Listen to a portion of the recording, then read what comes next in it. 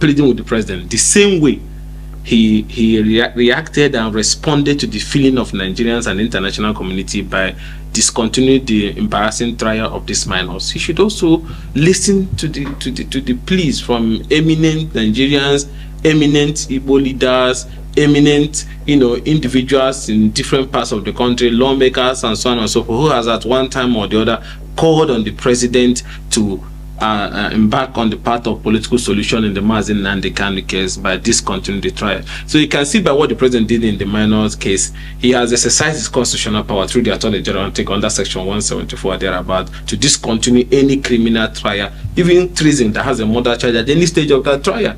So the Imo State Controversial House of Rep member and the leader of the minority caucus has come out to say that Tinubu, who ordered the immediate release of the children who were charged for treason during the End Bad Governance protest, is an indication that Tinubu don't have the willingness to release Nnamdi Kanu. In his broadcast, he said that Tinubu should release Nnamdi Kanu as urgent as possible, as he ordered the release of the minors that were charged for treason. Reminding you that so many times a lot of people have said that, oh, it is because of some Southeast politicians, it's because of this or that are making Nnamdi Kanu, detention to delay. But Ugochinyere is saying something. He said that if Tinubu wants to release him, that he will be released. Listen to what he said. You don't feed them. Look at the way they are looking so tiny, like they are coming out from a civil war or something. So it's an embarrassment, and it goes a long way to show how our detention system have been working. So it should be seen as an opportunity to fix things and correct things. And I thank the president for being bold enough to say that what happened was not right, and then going ahead to ensure that immediately these children were released. But going, apart from that, we should also investigate the status of other detainees in different cases and challenges in those detention facilities to be sure that we are complying with international African Charter on Human Rights and our relevant constitutional provision that an accused is deemed innocent until proven guilty. So you can't use starvation to kill the person even before he's made to have his day in court.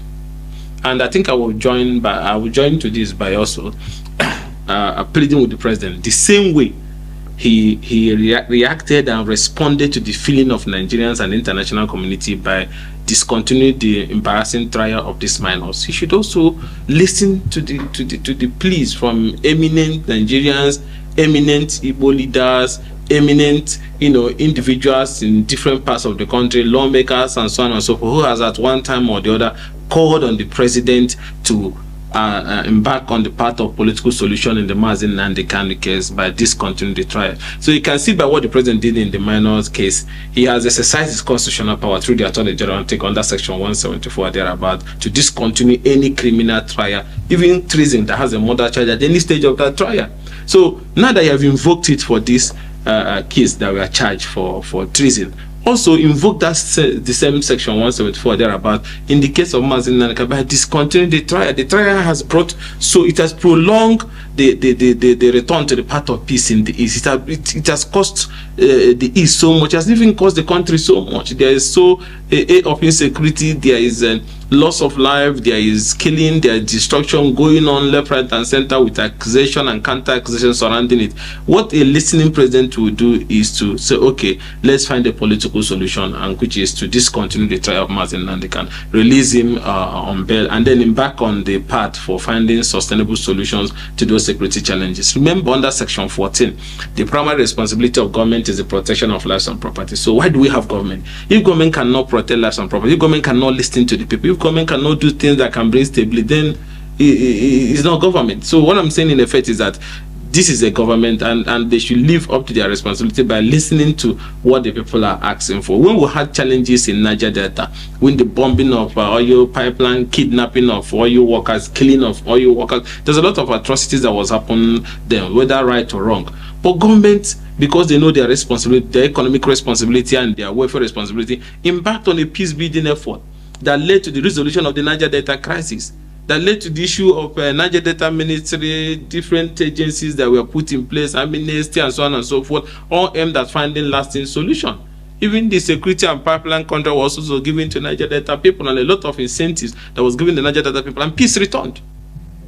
And then when you had challenges in North Central, Buhari government was tinkering around grazing route, farm settlement, and all sorts of things, even though some of them people didn't find it funny. Those ones that has to do with taking away people's land, because they believe that some of the businesses that are leading to this conflict are private businesses, so they should be handled the same way private businesses are being. But government still went extra mile for that to say, okay, let's see how we can help them as Nigerians to be able to do their business in a way that it is less criminal and so on and so forth. So government did that. Even as bad as Boko Haram issue that has to do with somebody waking up because of whatever belief, killing people, beheading people, that is a heinous crime, bigger than even treason. But still, government went on negotiations at different times. Government went on rehabilitation. Imagine rehabilitating a murderer that enjoys beheading. But government still was doing it because government wants lasting and sustainable solution. Now, issues that were, triggered by injustice and unfair treatment and exclusion and so on and so forth leads to this agitation in the East. Up till now, federal government has not sit down on the table to discuss with Southeast leaders and Southeast youth. This even goes a long way to show that they don't care about what happens to the East. They don't care about us. They don't care whether we'll survive. They don't care whether we are dying or whether we're killing ourselves. In a country that today, whether you like it or not, we are the biggest investors outside our region. How many of the regions have massive investment in other regions? That means the Igbo man is one that even believe in the sustainability of the Nigerian project. That is why he can invest in a zone or a land where he does not come from. So, but just ordinarily sit down and let's find a solution. Because the root cause is also rooted to these issues of exclusion. Injustice that have spanned for decades. And the more you are alienated, the more you tell the ones that are growing that you are not wanted. And that's why you see the result to all these crises that have brought instability. Now, instead of finding a way to calm nerves and restore it, you go about showing them, I don't care about you. So I'm using this as I'm commending the president for freeing discontinuing the treason charges against those kids. We're also begging him that exercise the same constitutional provision under section 174 thereabout, and let the Attorney General issue a knowledge and discontinue the trial of Marcel. And especially at the time that the judicial system has made conclusive pronouncement at different times, federal high court, different court, that this trial has no legal basis. At least in these cases there have been final pronouncement, but you're still fighting and must prove that he's guilty. That means hate. That means you hate the tribe. Because there's judgments of court that have said, release him. The invasion of his house was an attempt to assassinate and kill him. Everybody saw the day the people invaded. There was no cause for that. And the people were beheaded and killed and massacred in tens. And the man ran for his life. And he did not run away or jump there. He invaded somebody's house. Just like the time those murderers from my area, in the name of politics, invaded to attempt to behead me and killed some of my family members. Didn't we flee? At the end of the day, when we were able to survive, are we going to, even if I was on bail, I should keep the head so that they can cut it off like ancient Greece. So the man have to run to survive. And then the extraordinary rendition is unknown to our law. It was a clear case of kidnap and abduction, which the court have also declared as illegal. So ab initio, there's even no trial. So why isn't Nnamdi still in detention? Because he's an Igbo man. That's why you have the same another traditional ruler that is kept in Lagos prison, that the Lagos state government is trying. Because he said, if you don't stop attacking our businesses, if you don't stop killing our people, we are going to bring help to defend our place. Instead of you dealing with the hate that your people are projecting there in Lagos, that is leading to killing of our people, burning of our businesses, because we are exercising our constitutional right to either vote or choose leaders. You went after the traditional ruler who spoke in defense of their people because they're an Igbo person. Other people in that same Lagos, both the traditional ruler has called for genocide against our people. None of them were charged. But he now said that if we don't stop burning this market that Igbo people are trading, if we don't stop throwing us into lagoon, if we don't stop attacking our people, that I will invite the ESN to come and defend the people in Lagos. That's what he said. And then all of a sudden, they dump him in court. They are prosecuting him, and they have dumped him in Kirikiri. That our traditional leader is still in Kirikiri for almost 3 years now, more. They're not ready to prosecute him. Sowore left him there because an Igbo man.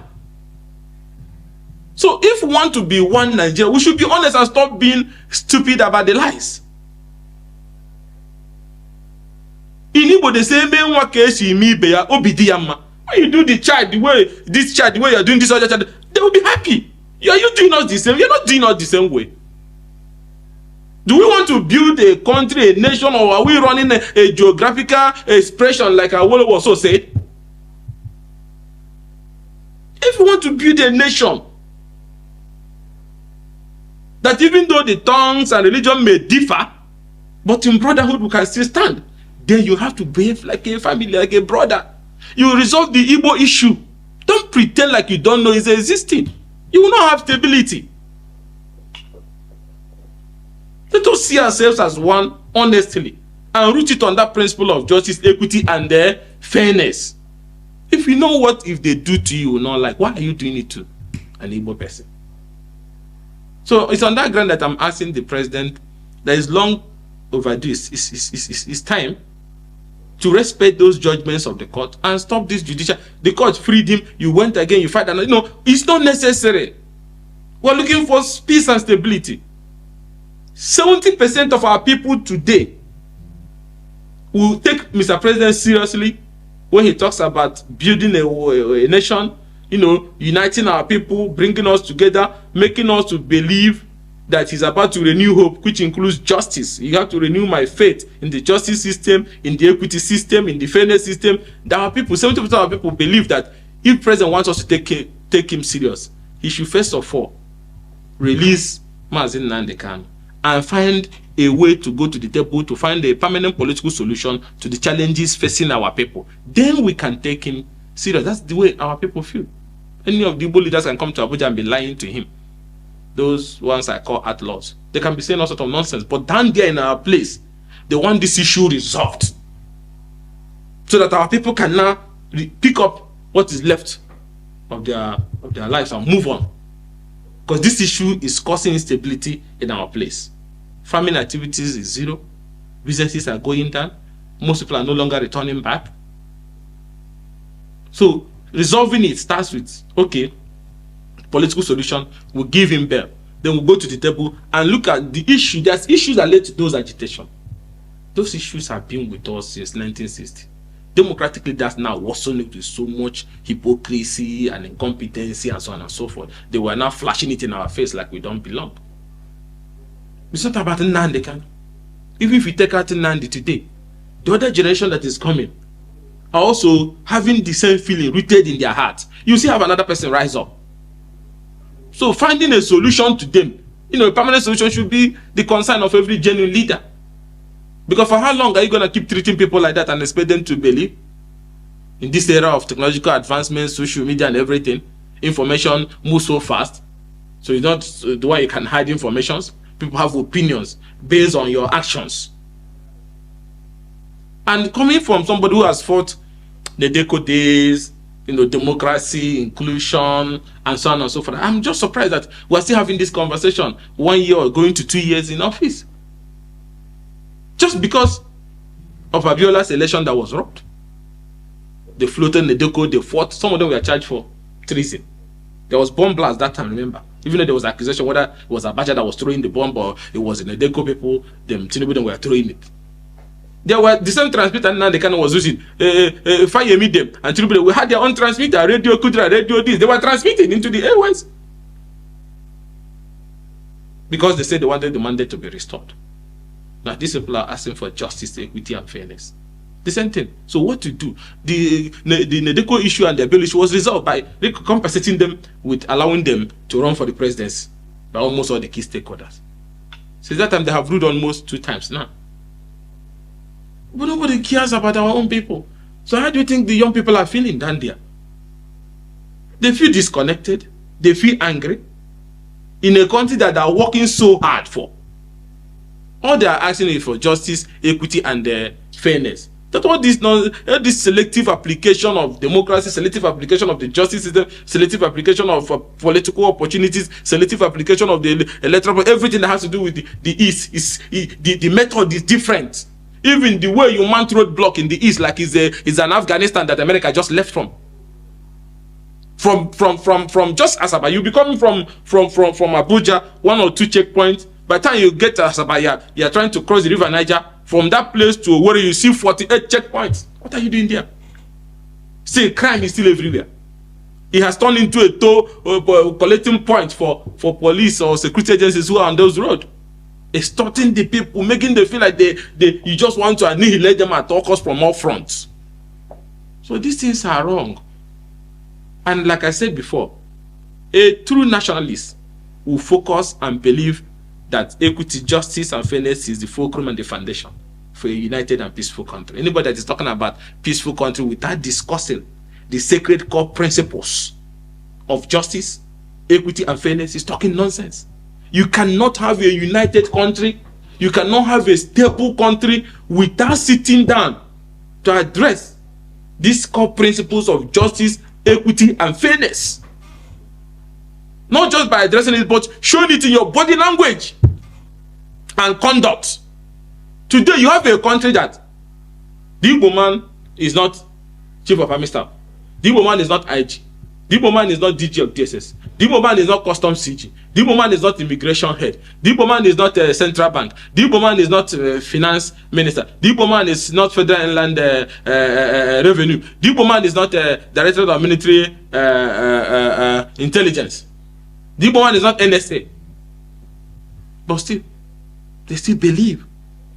All they are asking is not even if you share those things with them, but restore peace in our place. Consider it a matter of national importance that peace will return to the East.